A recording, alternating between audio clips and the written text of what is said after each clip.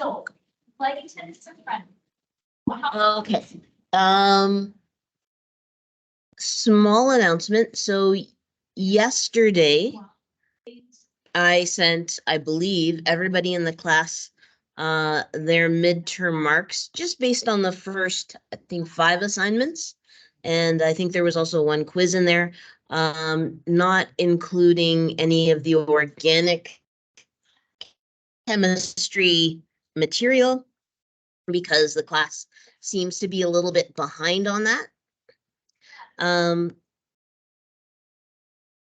So check your envelope icon, your mail icon, and there should be a little orange dot there, and check to see your midterm mark. I also tried to let people know if they were missing any assignments. So please check to see that you've handed everything in, and then you know, a reminder to be checking your feedback. So today we're going to do some more calculations, and there will be some calculations that that we need to remember from grade 11. So what I did is I've put these little videos on the post for today, and they're just review videos. So if you've never done scientific notation, or you have only a vague recollection of what that is, there's a video on scientific notation and how to go between scientific notation and like plain numbers that you can understand. And then the second one is calculations using multiplication and division with scientific notation. So if you ever have to multiply a number or divide a number that has scientific notation in it, this video will show you how to do that. And then the other thing that we might have to do today is convert between the mass of a compound and convert between that and the moles of a compound. So you might need a refresher lesson on finding the molar mass of a compound using your periodic table. And that's the first link there. And then converting between the mass of a compound and moles. So I've put these links up, and you can see they go to YouTube videos. They're pretty good videos they're pretty, slow for people who may not at all be familiar with this kind of thing. So I will say he's a little bit annoying, but so am I.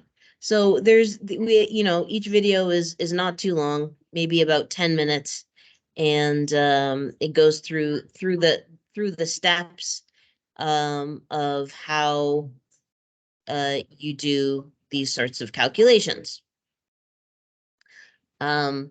So those are there for you to enjoy.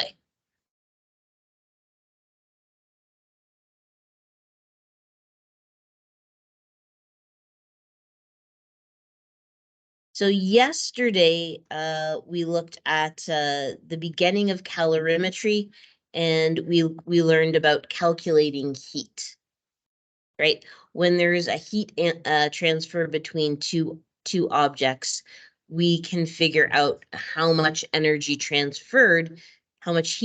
transferred between two objects.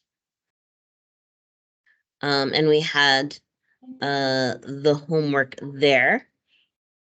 And then today we're going to talk a little bit more about enthalpy. We talked about enthalpy before, I think, maybe not. No. So we have to first understand what enthalpy is, So we're on page, I think, 7 of your student package on thermochemistry. We're going to talk about enthalpy today. We're going to talk about how scientists measure how much energy is gained or being gained or lost by a chemical reaction or something else. We're going to talk about the machine itself and how we calculate how much energy is gained or lost. And we're going to talk about different ways that we can communicate how heat was gained or lost. And that's going to be our first lesson of the morning. And then we might get to something, a lesson on something called latent heat as a part of our second lesson. So the early lesson is a little bit action packed. But we're gonna try to get through everything. So we're gonna start on page 7 with what is enthalpy, right? Because that is a word that I guarantee, unless you've taken grade 12 university chemistry before, that you have not heard of. So it says, given a system, remember, when we say system, we're just talking about, a bunch of chemicals that we are focusing on. It could be a chemical reaction, or it could be just just one chemical, just like a a chunk of metal or something like that. So when you see system in terms of thermochemistry, it's just what we're studying. Okay, so given a system, given a bunch of chemicals that we're studying, that system will have a certain amount of energy due to a combination of kinetic and potential energy in that the molecules in the system possess, right? So you have maybe like a chunk of gold, and that gold will have, let's say, thermal energy, right? The molecules of gold will be moving, not very much, but they'll be moving. Maybe they'll be shaking back and forth, and that is the kinetic energy. And so the number of atoms you have of gold and the number and the how fast they're moving, right? That contributes to the thermal energy. So the thermal energy is a type of kinetic energy. Those molecules also have potential energy. They have each atom has a nuclear potential energy. Each chemical bond has a chemical potential energy, and even the bonds between atoms, okay, have sort of an intermolecular force that holds them together. So they have like a physical energy based on that as well. So they have 3 types of potential energy. They have at least thermal energy. And if we add all of these things together, we'll get the total energy possessed by these chemicals. And this is called the enthalpy of the system. Okay, so the enthalpy is all of the energy, the different types of energy that the atoms and molecules that you're studying have. Another common definition of enthalpy is a measure of the heat content of a system, right? So usually when we talk about enthalpy, it's like the thermal energy or heat if it's changing of a system. Okay, the absolute value of the enthalpy in a given system is not half so much as interesting as when the enthalpy of a system changes. So you can do a lot of boring physics equations and you can find out exactly how much energy a system has, but we're not going to do that in this course. Okay, what we are going to do is we're going to explore enthalpy changes. We're going to explore when chemicals do some sort of change, and it could be a chemical change if we mix some chemicals together. So we can mix some chemicals together and do a reaction, and we can study how that changes how hot a system is, right? Because you can do some chemical reactions and they'll give off heat. Or we can look at a physical change. So we could just have one substance and we could heat that substance up and, maybe, by 20 degrees Celsius, and we can explore how much energy it takes to raise the temperature of a chunk of metal like 30 degrees. So the enthalpy of a system will change when the total energy of the system changes. So we're studying what happens when we change the amount of energy in some chemicals. And we can take a look at physical changes. You're going to have an assignment today where we solely look at physical changes because they're the easiest of the changes to study. But we could also look at chemical changes. We're not going to be doing that. Or nuclear changes. Obviously, for nuclear changes, we would have to be really, really careful because nuclear changes release a lot of heat. So it says if the enthalpy of a system decreases, right? So if we're looking at a bunch of chemicals and they lose energy, right? So the enthalpy of the system decreases, we call this an exothermic change, right? So the heat content decreases or energy leaves the system. Both of those things mean the same thing. The heat content decreases or energy leaves the system. Okay, then so the heat has to go somewhere. Yesterday we talked about the law of conservation of energy. And the law of conservation energy says that in the universe, okay, the amount of energy that we have does not change. So when energy decreases somewhere, energy increases somewhere else, right? So if there's energy that leaves the system, leaves the chemicals that we're studying, it will go somewhere. And it usually goes into the things surrounding the chemicals that we're looking at. So,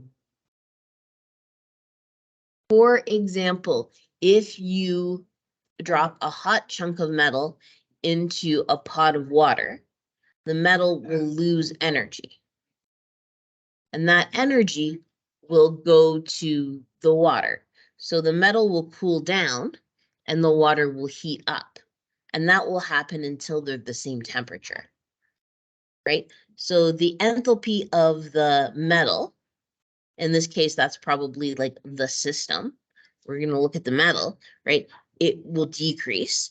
And the energy that was in the metal that made it hot will go into the water, which is the surroundings in this case.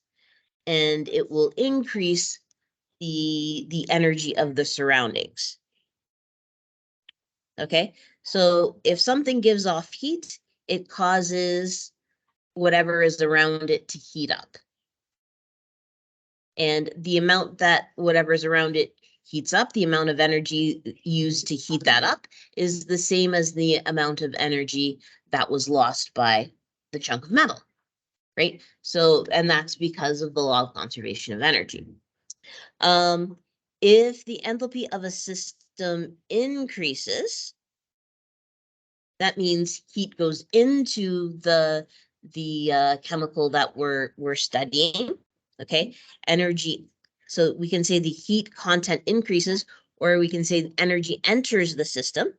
Then heat will flow from the surroundings into the system. This is how we cook things, right? You put a cold egg into hot water. So the egg is the system, and the water is the surroundings. Okay, and the heat from the water will flow into the egg, and they'll flow into the egg until, you know, the water and the egg are the same temperature. Okay, so this is the water, as long as it's not on a stove that's actively heating it up, the water will cool down and the egg will heat up, right? So this is the water temperature will decrease. So say we started off with boiling water, not on a stove, okay? Not actively being heated up, right? So we have a pot of hot water and we have a cold egg, and we put the egg in the water. The temperature of the water will decrease, not very much, but it will decrease, and the temperature of the egg will heat up by probably a lot. So that's called an endothermic change. Heat has traveled, heat energy egg. So here we have two diagrams showing an endothermic change and an exothermic change. And we have here, we have to follow the arrows. So here we have a before, right? And after. So a lot of times in chemistry, we have diagrams with arrows, and the arrows usually indicate before or after. The head of the arrow always points to the after. So whatever is not on the side with the arrowhead usually happens like chronologically before, and whatever happens on the side of the arrowhead usually happens after. So we've gone here from H2O solid, which is ice, right? Solid water is ice, to H2O liquid, which is just, water. Okay, so let's talk about comparing the enthalpy of ice to the enthalpy of water. Okay, so ice is cold, right? So this here is low enthalpy,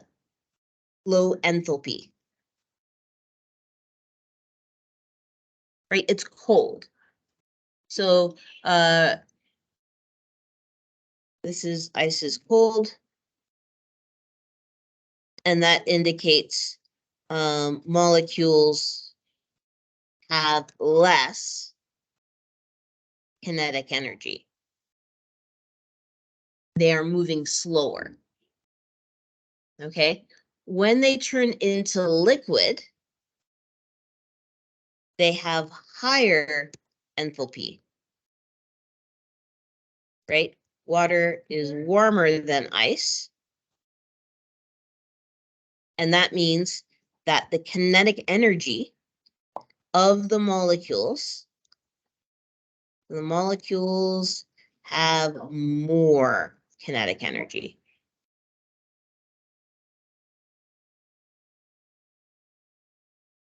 Right? So we're going from, you can see this arrow on the side. So this arrow indicates that what's down here is low enthalpy, and what's at the top is high enthalpy. So we've gone from low enthalpy to high enthalpy. Okay, so we have absorbed heat energy. We have absorbed heat energy. So you can see the arrow pointing towards the system. And that tells you that heat is traveling into the system, and we say that heat is being absorbed, right? Absorb means it goes into. Okay, and so that heat has to come from somewhere, right? And it comes from the surroundings, whatever is around the ice cube, right? So maybe you have an ice cube in your hand. So the heat will come from your hand and travel into the ice cube, right? And that causes an enthalpy change. Okay, in this example, we have an enthalpy change. So the delta H, okay, remember the delta is a change in, right? That triangle means a change in, and H means enthalpy. And H is our letter for enthalpy, right? You would think that H would be for heat, but no, H is for enthalpy, Q is for heat. Okay, so this has undergone an enthalpy change where heat is absorbed, and we call that an endothermic change. Now, let's take a look at the second diagram. The second diagram is an exothermic change, okay? And what's really changed in this diagram is this arrow here, okay? So this arrow indicates, the progress of time. So this top box is what happened before, right? This is before, and this is after. Okay, this particular exothermic change shows a chemical reaction, right? The way I can tell this is a chemical reaction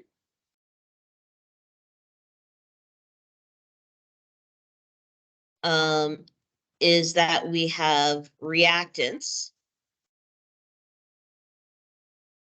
that are different from the products.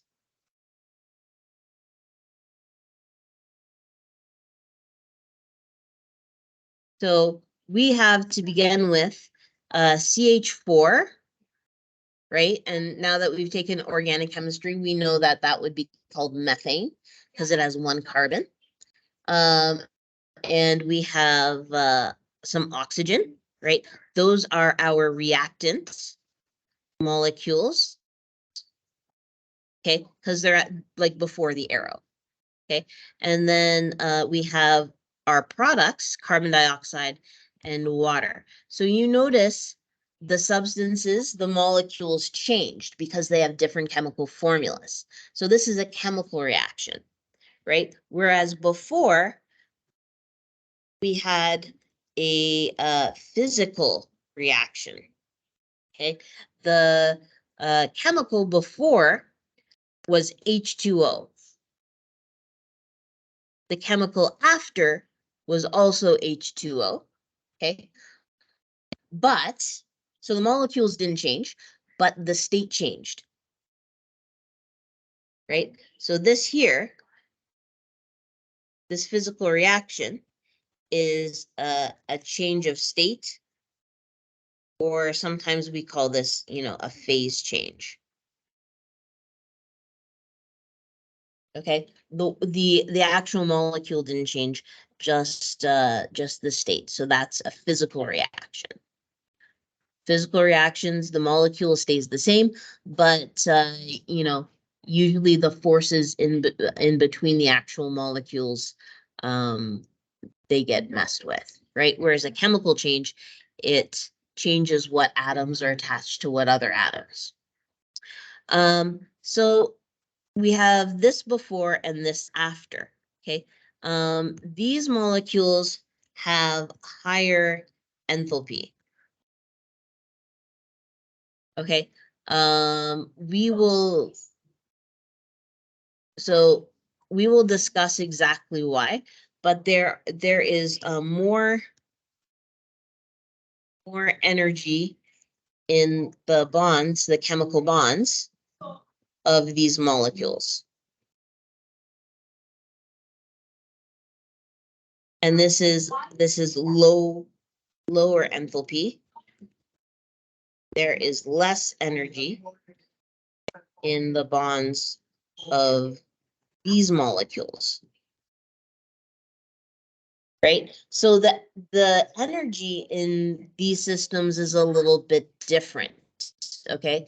In the first system, one thing has more enthalpy than another thing because of the speed at which the molecules are traveling, right? So in the endothermic change, one has more kinetic energy than the other one does. Okay. In the second example, this this top one has more I know you guys hate when I do this. I'm gonna add here, this is potential energy.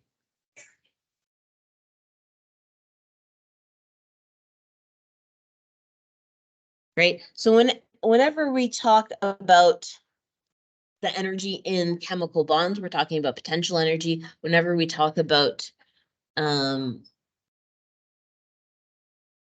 a change sort of in temperature of the same substance, right? We're talking about kinetic energy, how fast those molecules are traveling.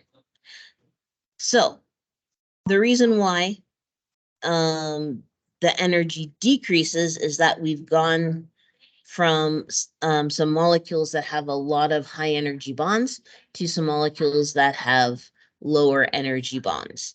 So when changing between when changing from methane and oxygen to carbon dioxide and water, when they rearrange those atoms and they make new bonds, the bonds of carbon dioxide and water have less energy than the bonds of methane and oxygen, and that energy has to go somewhere. So that energy is given off, right? It goes out of the system because it's no longer in the chemical bond, so it's given off, and then it has to go somewhere, so it goes to the surroundings.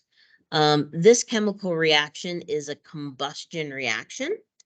We kind of know that because I think we talked about the types of chemical reactions that organic molecules can undergo.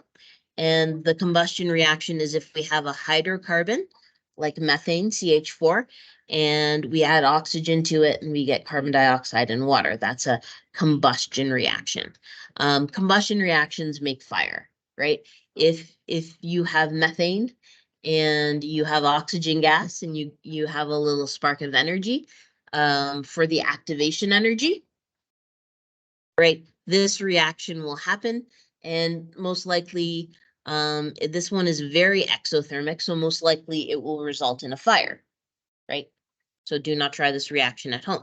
So you can see the enthalpy change here is a little bit different. The delta H here is negative, right? So this indicates a decrease in enthalpy because it's negative, right? Where this one increase is an increase in enthalpy. It is positive. Okay, so the way you can tell an exothermic change from an endothermic change is by looking at the enthalpy number. If you have a positive enthalpy number, you have an endothermic change. If you have a negative enthalpy number, you have an exothermic change. I hope everybody's still with me, right? So a little bit complicated, but you can see all of the ideas from that review lesson and the second lesson. They're sort of coming together.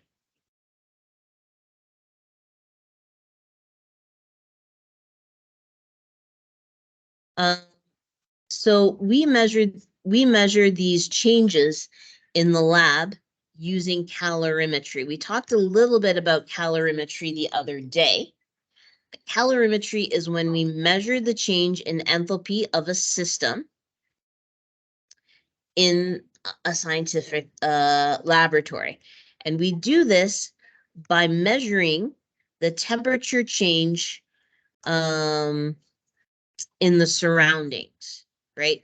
So we have this picture is a bomb calorimeter, right? Which is a funny name because nothing explodes. Okay, hopefully. So a bomb calorimeter is a device that we use in the laboratory to figure out how much energy is being gained or lost by some chemicals that we're interested in, okay? And it's an example of an isolated system. So in this calorimeter, we have a little container inside a big container. Okay. The big container is insulated, right? So this big container works like a thermos, like a giant thermos. Okay. And the idea is that thermoses, if you have a thermos full of hot coffee, you can't feel how hot the coffee is from the outside of the thermos, right? It's insulated, meaning it's made of a material that doesn't give off heat very easily. Okay, so the liquid inside may be very hot, but the outside of the container is very cold because the heat is not getting through the container, and that's what makes it isolated. So remember, isolated means that no matter or energy can leave. And actually, I'm going to say can pass, right? So no matter or energy can get into the container, and no matter and energy can get out of the container. Why is this important? So if we are measuring the heat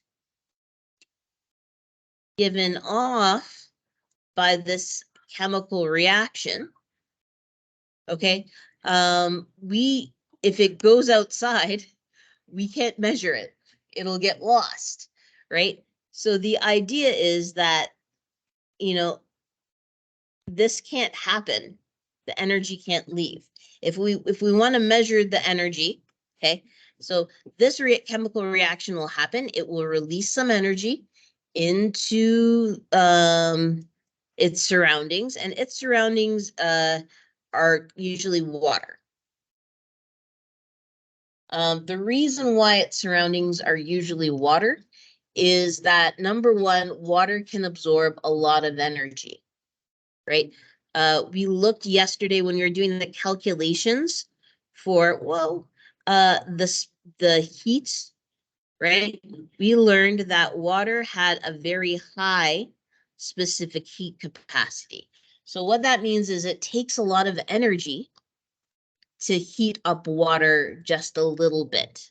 So if you're looking to absorb a lot of heat energy, right? Water is an excellent coolant, right?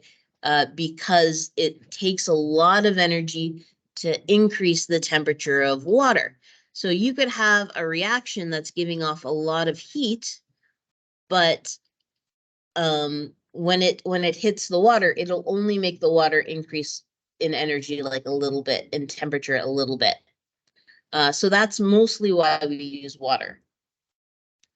Okay, so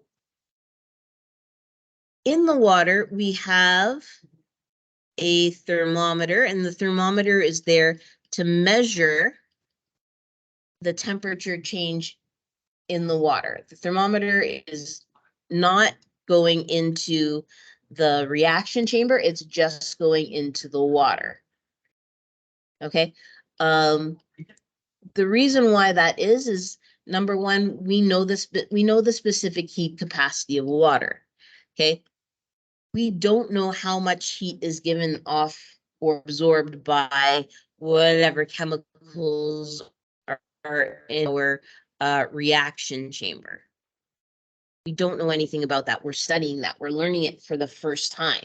Okay, so having the thermometer go into the reaction chamber is not going to really help us so much, because we don't know much about the chemicals in the chamber, but we do know about water, a lot about water. So that's why the thermometer is in the water. So the idea is, right, we figure out how much the temperature of the water has changed, and then we can use that to calculate heat, to calculate Q with our MC delta T equation that we learned yesterday.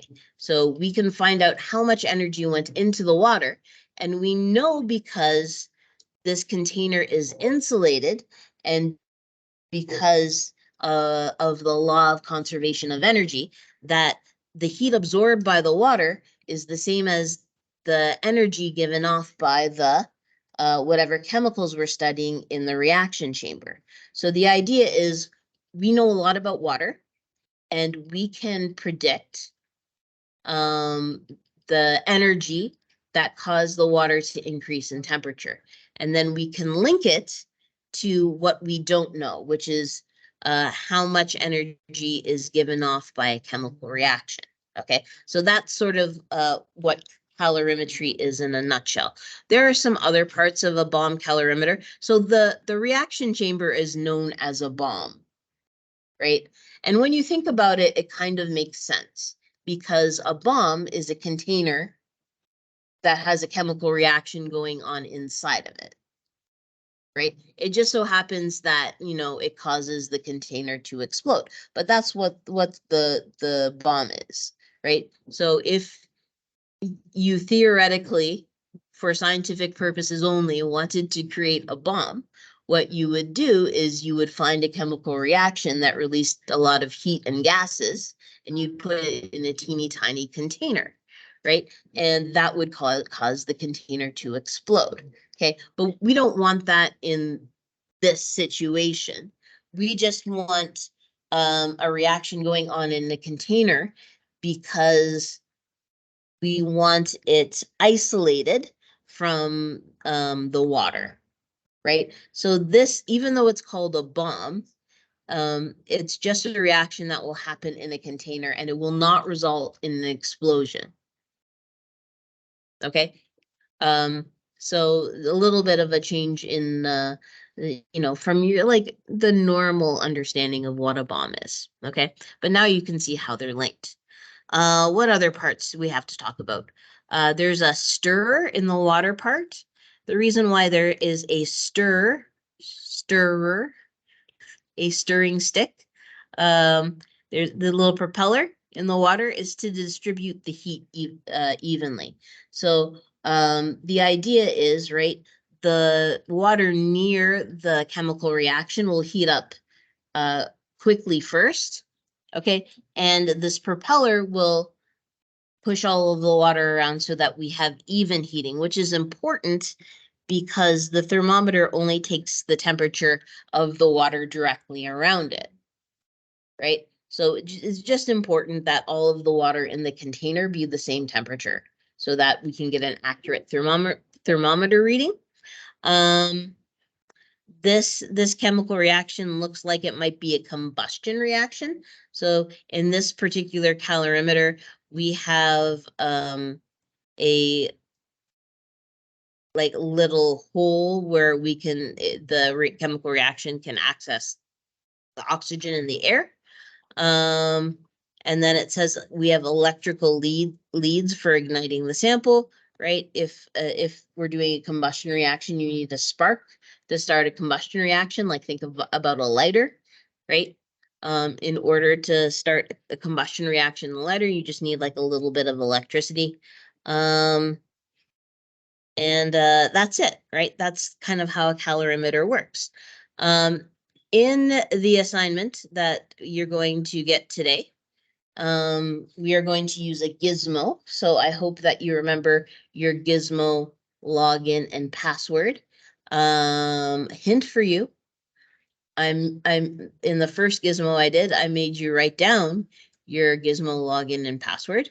So if you have forgotten already, it probably on that first assignment that we did a Gizmo for, the Bohr one with the light energy, you remember, and the orbitals, right? It's probably on that assignment, okay, if you need to look it up. So in this assignment, you're gonna have different metals or different substances that you can choose, right? So you could choose copper, right? And then it'll throw a little chunk of copper in there, and you can change the mass of the copper, and you can change the temperature of the copper between, 0 degrees and 100 degrees. Okay, and the water starts at 30 degrees Celsius, which is a little bit warmer than, oh, we can change to room temperature. So, room temperature could be like maybe 25 degrees or something like that. And you can change the mass of the water too, right? And you can see as we change the mass of the water, the calorimeter fills up. So the idea is, if it's just a physical reaction, we can drop the substance in there, right? So if it's just a hunk of something that is not undergoing a chemical reaction, and we just want to find out how much energy transfers from hot copper to room temperature water, we can do that, right? And so you can see, you can play the gizmo, and it will show you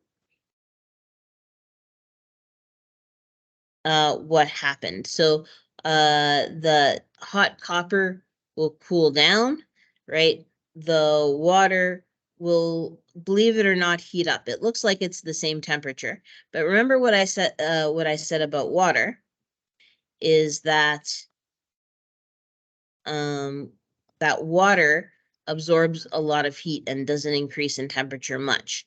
So let me run this again with less water. There. Let's see if this works a little bit better. So you can see the temperature of water just increase like a little teeny tiny bit right at the beginning. Okay, hardly noticeable, but it went from 25 degrees to, you can see the final temperature there. Both the copper and the water are 25.78 degrees, right? So water only went up not even 1 degree, and copper went down 75 degrees. Okay, so that's what I mean when I say water has a high specific heat capacity. It can absorb a lot of water, a lot of heat without changing in temperature. So you're going to take a look at that today. And that's calorimetry. So the theory behind calorimetry, right? The idea behind calorimetry is, we'll talk about this, okay?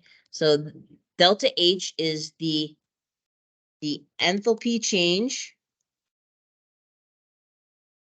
in a system, right, is equal to the change in heat in the surroundings, right? And usually that's water in a bomb calorimeter. Okay, it's so the water it counts as the surroundings, and whatever other chemical is involved counts as the system. So you almost have to divide your information, right? You're going to do a calculation about water, and then so this Q part we learned the other day, right? That Q equals, well, Q equals MC delta T.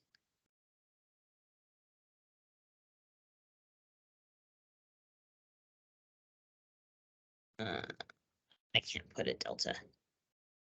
Actually, hold on 1 second.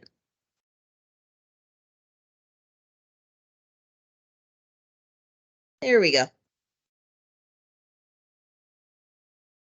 I'm going to need the delta symbol today a lot, so I'm just going to copy it, and then I'm going to press paste. Okay, so we're gonna do that. Hey, it didn't, there it is. Oh, but then it went away. That's weird. Okay, I don't know. I don't know what's happening. Anyway, we're gonna do Q equals MC delta T for the water because we know the mass of water and we know we can measure the temperature change of water with this thermometer. And we know the specific heat capacity of water. So it's really easy for us to calculate the heat change in water. Okay, and we're going to say, okay, the heat change in water is due to the enthalpy change in the system. So when we do this calculation, our answer is going to tell us how much the chemical reaction or the physical reaction changed the energy inside of here, basically.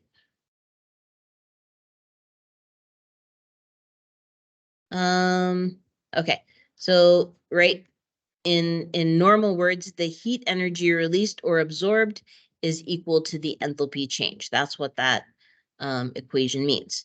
So it says the positive or negative designates whether the enthalpy change is endothermic, right? Remember, endothermic means the heat is absorbed. Or if it's exothermic. So endothermic, right? Positive number. Exothermic, negative number. So this is heat is released and it's a negative number. Okay. So recall if an enthalpy of a system decreases, then it is endothermic. Therefore, a positive delta H indicates an endothermic change. The enthalpy change of a system can be expressed per unit. Okay, and here's where things can become a little bit tricky. So we can express enthalpy in joules per gram. So joules is energy, right? Grams will tell us how much of a substance there is. Okay, but it can also be expressed in joules per mole. So joules is energy and mole will tell us how much of a substance there is. Okay, so we have different names for these things. So if we are measuring per gram, okay, we call this specific enthalpy, right? If it's per gram. Okay, so we would find the enthalpy change in the system, right? So we would take our Q for how much heat was absorbed by our water, and we would say it's the same as the enthalpy change in the system, right? And we would call that delta H. But then we would divide it by grams. Okay, whenever something is specific in chemistry and science and you do a calculation, that means it's always per gram divided by the mass. But we also have something called molar enthalpy, and molar enthalpy is the same idea, except instead of dividing by grams, we divide by moles. The symbol for moles is N. A mole is sort of a collection of particles. So if you didn't take grade 11 chemistry, mole is a collection of 6 hexillion particles, which is not a whole bunch. But because there are so many particles in the world around us, right? We have to measure it in hexillion. So you've heard of million, right? And then comes billion. Okay, billion starts off with bi, and bi means 2, right? So then we have trillion. Trillion starts off with tri, and tri means 3, right? So so the idea is we're counting upwards, and every time we count upwards, we add 3 zeros, okay? And we change the prefix of the illion. So we start off with million. If we add 3 zeros to million, we get a billion. Okay. If we add 3 zeros to a billion, we get a trillion. If we add 3 zeros to a trillion, we get a quadrillion. If we add 3 zeros to a quadrillion, we get, I think, a pentillion. And then if we add 3 zeros to that, we get a hexillion, okay, which is 6 hexillion is the number of particles in a mole. So mole is just a way that we can measure how many particles are in a substance. And the reason I've gone over to the homepage is that if none of that makes sense to you, you've never heard it before, you can take a look at these 2 videos. These videos will talk about the mole, well, maybe I'll put one more video about what a mole is.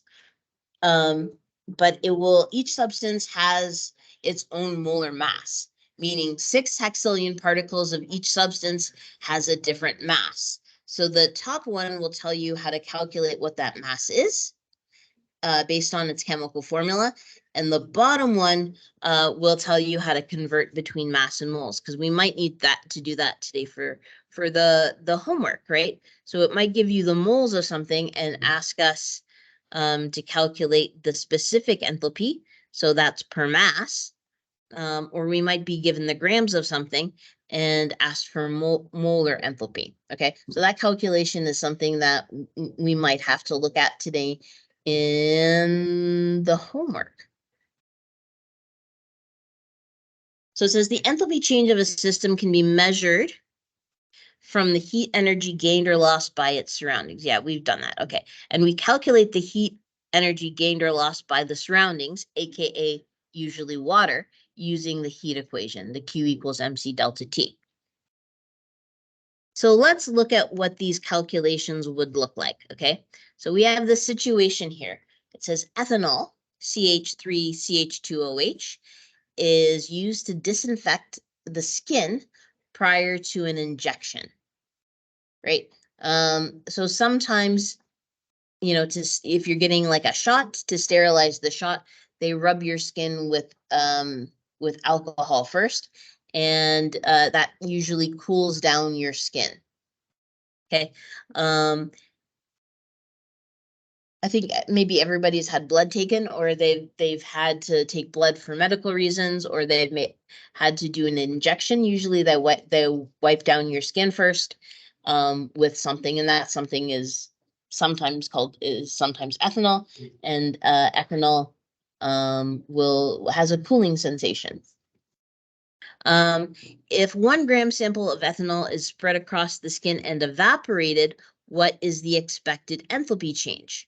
Okay, so here it's telling us that ethanol is being evaporated, and it wants to know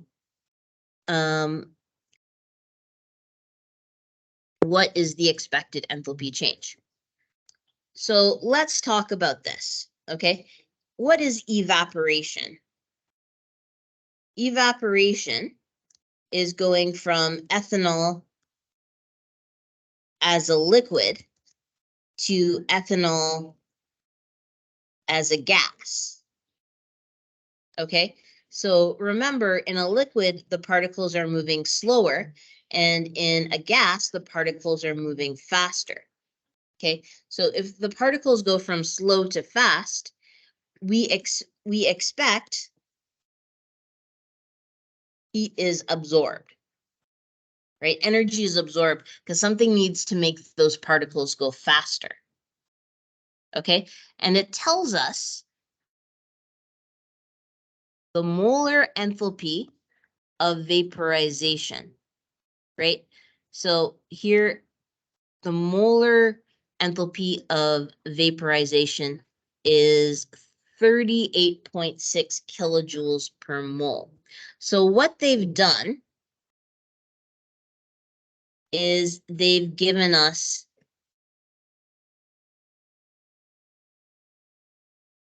this guy here, right? Delta H molar, okay?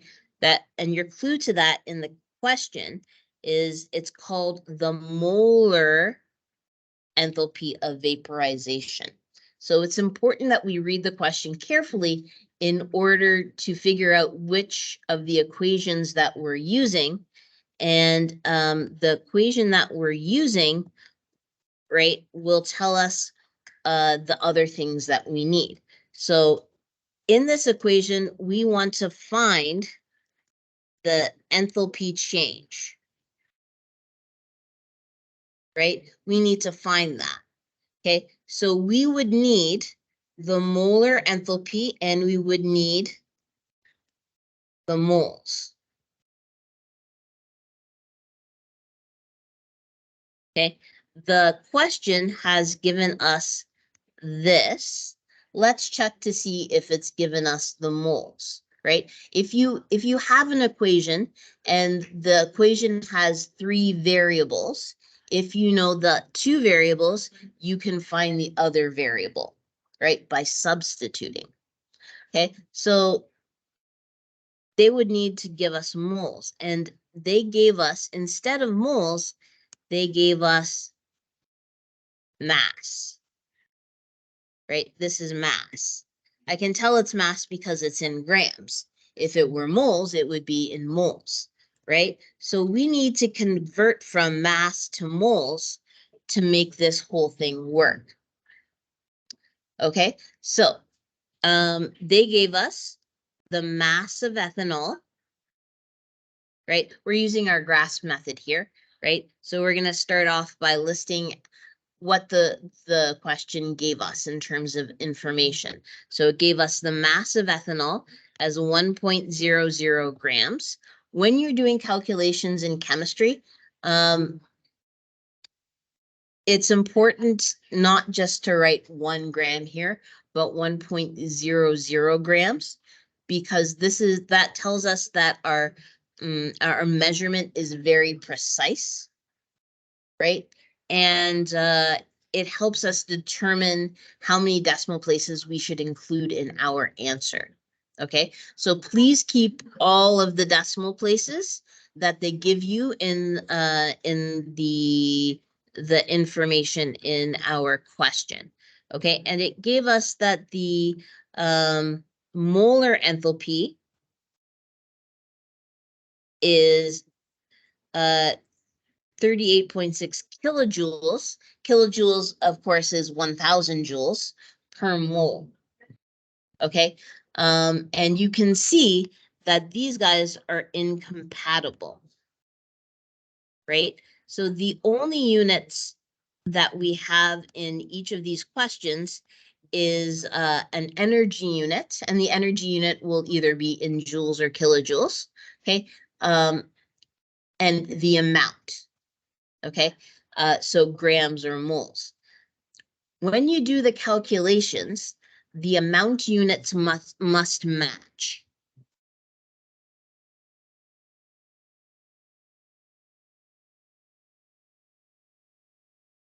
And they don't in our question, so that's something that we're going to have to fix. Okay. So what do they want from us? They want the expected enthalpy change. Okay. So enthalpy change is just delta H, right? If it's so delta H and delta H molar mean different things, right? This is divided by the number of moles. This is not divided by the number of moles. Okay. Right. So we're going to use this reaction, okay, because we're given this, right? So we're not going to use the specific one because we're given the molar one, but we need to convert our mass to moles in order to make it work. So that's going to be step 1. We're going to calculate the number of moles in 1 gram of ethanol. So what we're going to do, we have to find the molar mass of ethanol. I'll explain how that works. Okay, to find the molar mass of ethanol, we need to look at the formula. Okay, and the formula for ethanol again is CH3CH2OH. Okay, so to calculate the molar mass of ethanol, we need our periodic table. Okay, and we're going to count how many atoms there are of each element. So we have 2 carbons in this chemical formula, right? One here and one here. Okay, we have 6 hydrogens in this formula.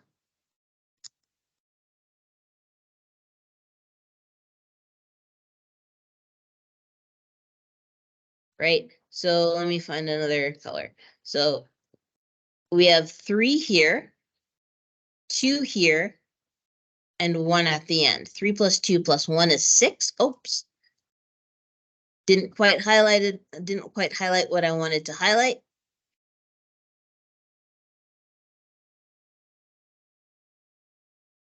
There we go. And we have 1 oxygen. Right here. Okay, so we have to add that to our formula as well.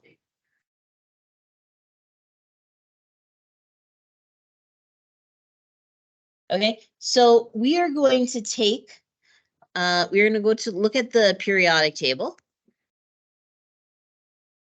And we're going to find the molar mass of each of these on our periodic table. So I am going to show you how that works.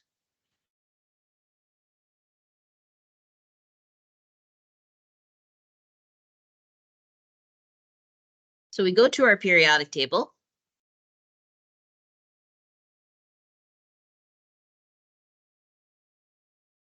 And it doesn't load.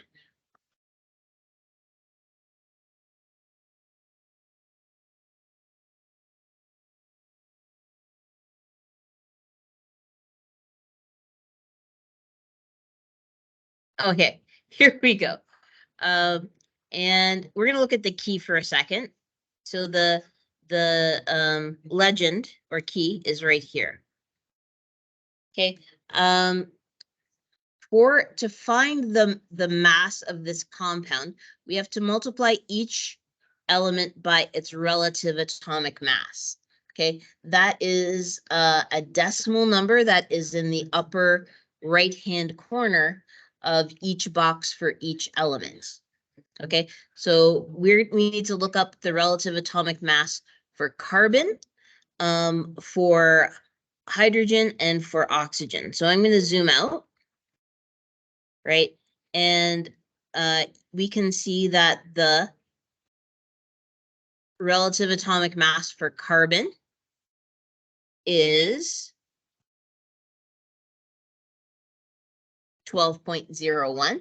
And we can tell that the molar mass for hydrogen is 1.01. And we can tell that the relative atomic mass for oxygen is 16.00. So we're going to take those values and we're going to work them into our little formula.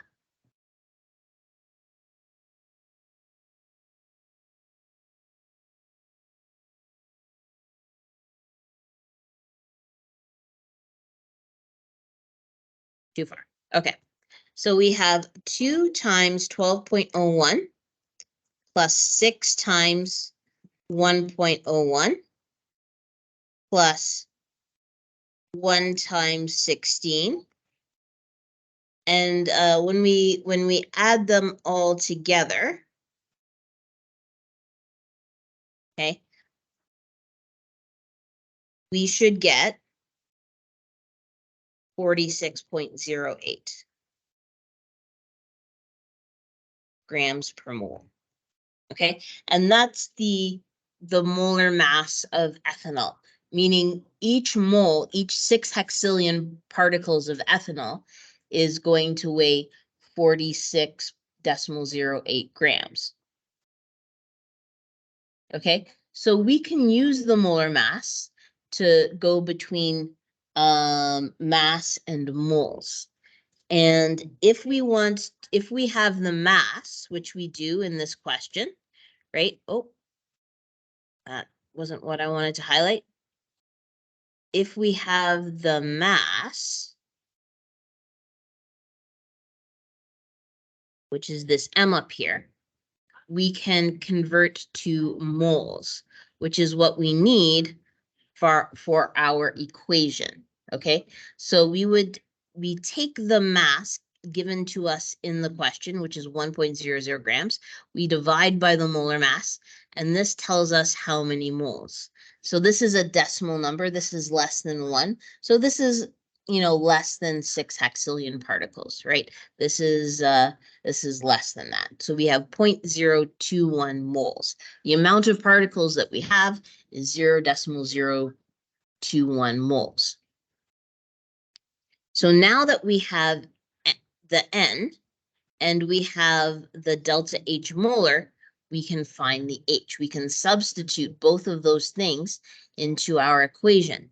So the enthalpy is equal to the delta H molar times, right, this little dot here. We usually don't use the X for times in upper level mathematics because a lot of the times we have an X, right? So we use a dot to indicate multiplication. So delta H molar times N, right? So you can have 38.6 kilojoules per mole, which is what we got from the question here, right? That goes in for the delta H molar, right? Which is the whole purpose of why we do the givens, right? We're doing the givens so we can see where we got each so we can use the numbers later. So we can match up the numbers that are given to us in the question with the symbols in our formula, right? So we have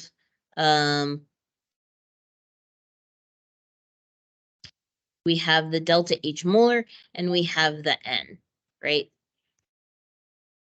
And we multiply them together and we get this many kilojoules, right? So that is 0.838 kilojoules, right? And if you want to know it just in joules, you'd have to multiply by 1,000 because a kilojoules is 1,000 joules. So you could also say that it's 838 joules. Okay, so we expect in this physical change, okay, that the system, the ethanol, has absorbed 838 joules of energy, right? And it's the positive 838 joules of energy because evaporation is an endothermic process. Right? So it's important that you're able to understand what is an endothermic and what is an exothermic process so you can get the symbol, or sorry, the sign, positive or negative. Okay, so it says, therefore, the evaporation of 1 gram of ethanol results in an enthalpy change of 0.838 kilojoules.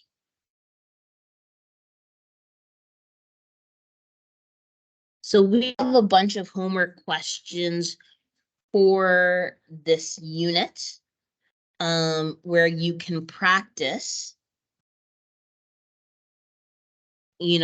this sort of calculation. So practice questions explain how delta H system and Q surroundings are similar and different, right? So we really want you to understand that Q is heat and delta H is enthalpy, the enthalpy change, right? And the system is the chemicals that we're studying, and the surroundings is what they're going to exchange their energy with, right? Whether they give it off or whether they absorb it. You're going to have to calculate some enthalpy changes, okay? And it will give you a substance, and you're going to have to look up the substance probably in this table. So we have 1, 2, 3, 4, 5 substances: sodium chloride, water, methane, ethylene glycol, methanol, and ethylene glycol.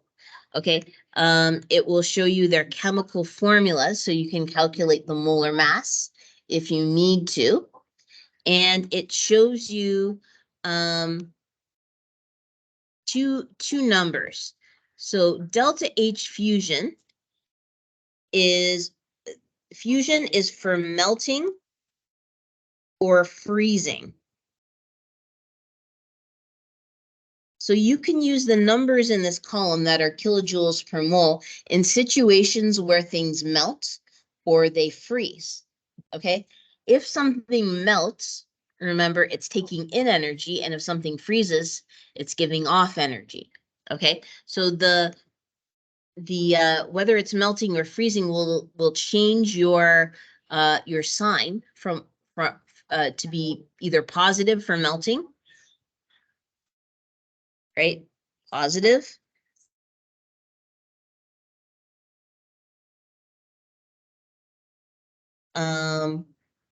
Or if it's freezing, it'll be negative, right? But you can use the same number. Vaporization we can use for evaporation, right? In which case it would be positive. Or we can use it for condensation, in which case the energy will be given off. So it'll be exothermic process. Okay, like this one tells us that we need to calculate the enthalpy change for the vaporization of methanol. So we would know evaporation and vaporization are sort of the same thing.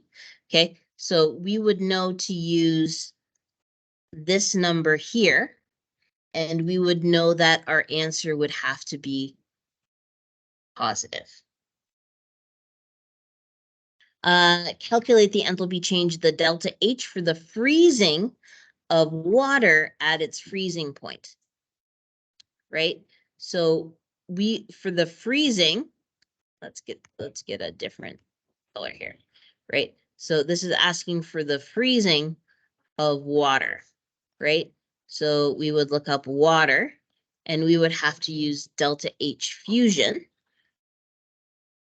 And we know that our answer would be negative because freezing is exothermic. Okay. What mass of ethylene glycol would evaporate if 400? So the first two, right, we're calculating delta H, the same as in our example. In question 4, we're calculating, it says mass, so we're calculating M. Okay, so we could use, so instead of calculating delta H, we're calculating M. So probably we're going to do the steps in our example, but we're going to do them backwards, right? So we're going to find the moles first, and then we're going to calculate the mass. So we're just going to do these equations, but we're going to do them in reverse order because we're going backwards. And then what else is there?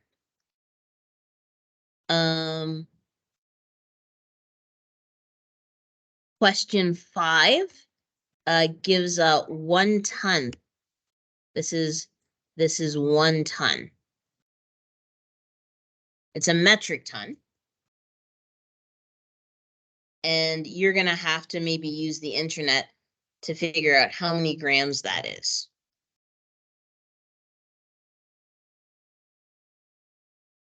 The 3 assumptions made when performing calorimetry. There are some, that's something that you might have to think about. One is that the container is perfectly isolated, which is not true in real life. The second one is that It is the law of conservation of energy. And the third one is escaping me right now. I'm going to try to find that for the homework video. And then, we have some more chemical reactions here. It says the energy, or sorry, no, this is not, no math in here. It says the energy involved in the process of H2O gas to H2O liquid could be described as the molar enthalpy of condensation, right? So you can see how that changes. It's always delta H, but we change the word from molar to condensation. So this question is about coming up with the correct word to go next to delta H. So you have to look at the process and figure out what the process is. Like, to go from liquid to a gas is evaporation. To go from gas to solid is deposition. And what else? Here we have a base and an acid being neutralized. So maybe I'll give you some words for this. So this is liquid to gas is evaporation. Gas to solid is deposition. This shows the process of dissolving. So we would use the term solution. Here we have something that's undergoing a combustion reaction. So it would be the molar heat of combustion. And here we have an acid and a base neutralizing, so that's neutralization.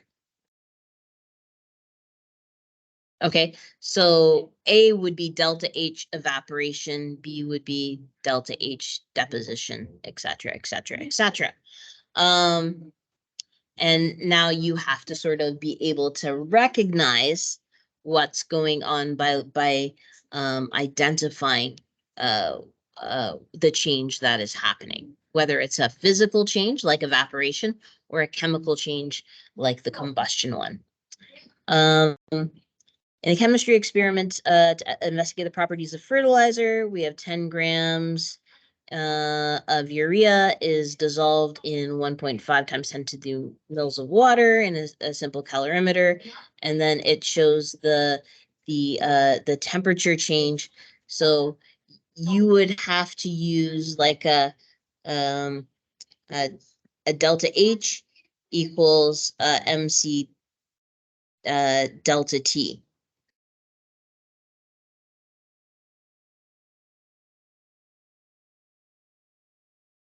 Of course, it disappears.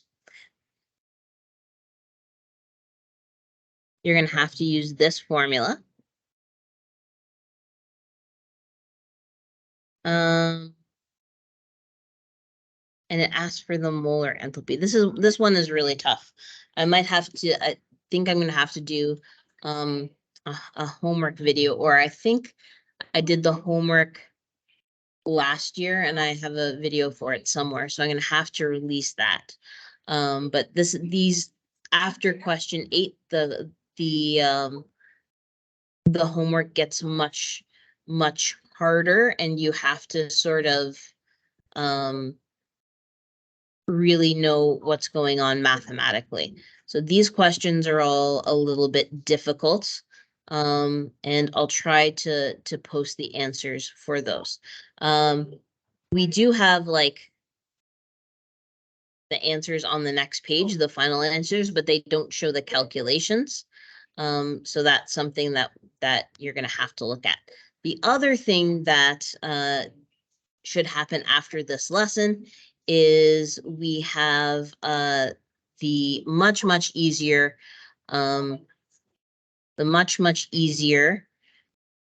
assignment that you're going to do, which is that gizmo, right? So I'll put a link, but the assignment that we're going to do today is assignment 7,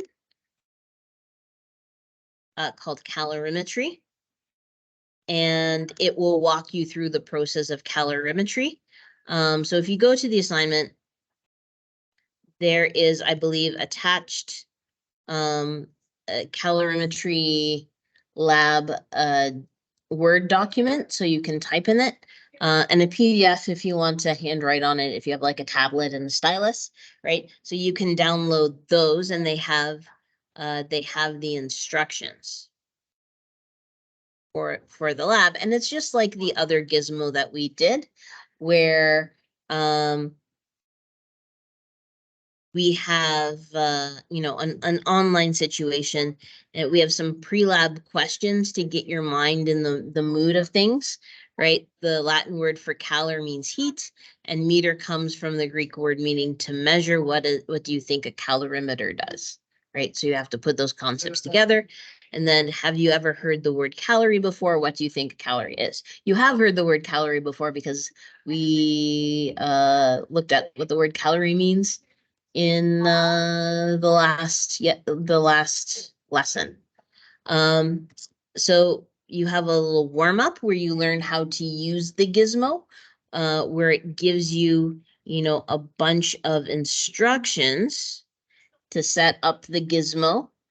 And so you're going to follow those directions, and then you're going to answer the questions here. So this will help you sort of click around the gizmo until you search for the information that's important. So in this lab, you are going to compare specific heat capacities of water and some other substances. And you're going to do some very simple calculations. These are MC delta T type calculations. And you are going to learn how to calculate the specific heat capacity, or look at the specific heat capacity of different elements and compare them to water and to each other. So you're just going to fill in as you go through the gizmo. You're going to fill in some things, and you're going to hand that in. Okay.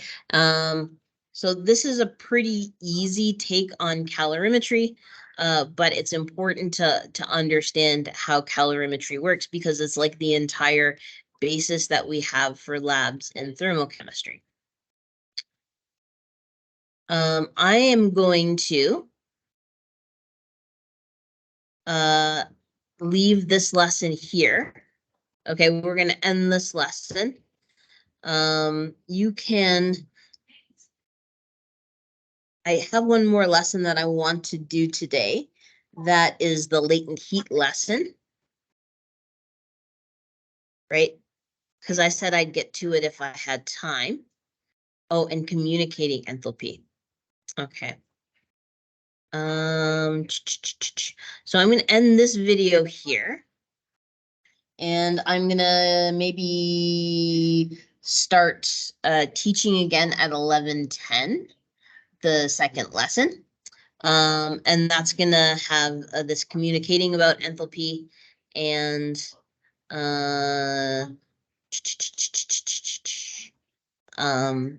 this little bit about latent heat. So it's going to be about another hour, and you're going to have these two lessons. But if you want to take off and work on your calorimetry lab, I understand. Just the video will be posted. So we're going to end this lesson now, and then we're going to have like too many lessons starting at 11:10.